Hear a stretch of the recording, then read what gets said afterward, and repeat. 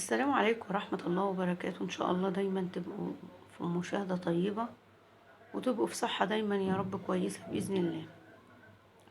النهاردة بقى احنا هنعمل ايه؟ احنا برضو المرة اللي فاتت كنا عاملين تفريز الخضار.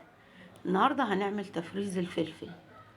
أي فلفل عندك في البيت، اللي هو الرفيع، اللي هو الرومي، التاني ده، أي فلفل تجيبيه وتفرزيه عادي، مفيش أي مشكلة. بصي، ده الفلفل اللي هو ايه، الرفيع.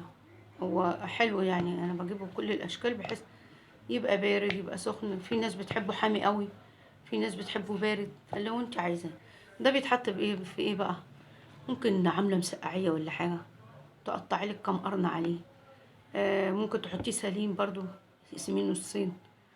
ممكن برضو تحطي في اللهم صل على النبي عليه الصلاه والسلام.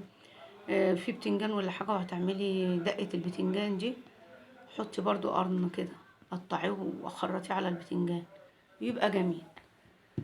بصي احنا بقى ايه، احنا النهارده قلنا هنفرزه. ليه بقى؟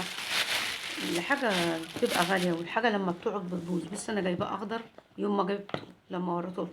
بص الفلفل زي الفل اهو، مفيهوش اي حاجه. قلت لك بيقعد في المصفى اللي احنا وريناه لك يوميها، بيقعد يومين 3 ايام اقصى حاجه، يعني 3 ايام، ما تطوليش قوي. بص انا باخد قرنين زي كده، وبجيب اكياس تلاجة زي دي كده، وبحطهم كده، مش اكتر من كده. بس بخرج الهواء اللي فيه. بصي، مش حاجة اهو، زي الفل اهو. بصي اهو، زي الفل. بعملهم بنفس الطريقة كلهم كده. بصي انا مثلا جبت بتنجان النهارده وعايزه اقلي شويه بتنجان، بس ما عنديش فلفل او مش هقدر اخرج فيه. لا، تاخدي البتنجان زي كده وبتقليه. على فكره ما بيبقاش فيه اي حاجه. بصي اهو، هو بيبقى طري بس من الفريزر، بس عادي بيتقلي وبيتعمل معاملة الطازة، ما فيش أي حاجة. اه بالظبط. اه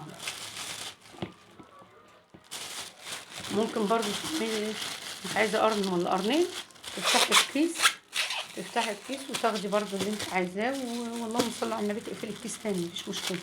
بصي اهو، زي الفل اهو. اهو عملناهم زي العسل.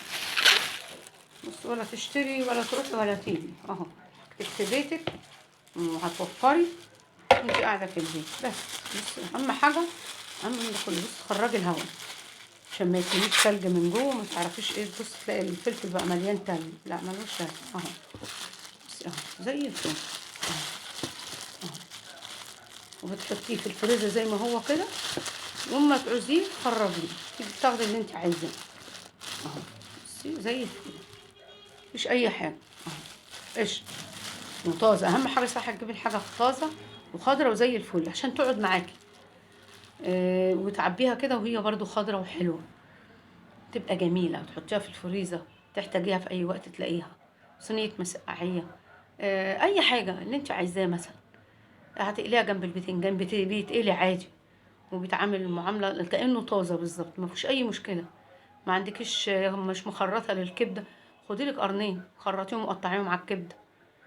او بتحطيها مثلا عامله دقيق باميه، الباميه العسل دي بتاعتنا اللي في الطاجن، تطلعي قرنين كده تحطيهم في قلب الباميه في الطاجن، ودخليهم الفرن، بيبقوا 10/10.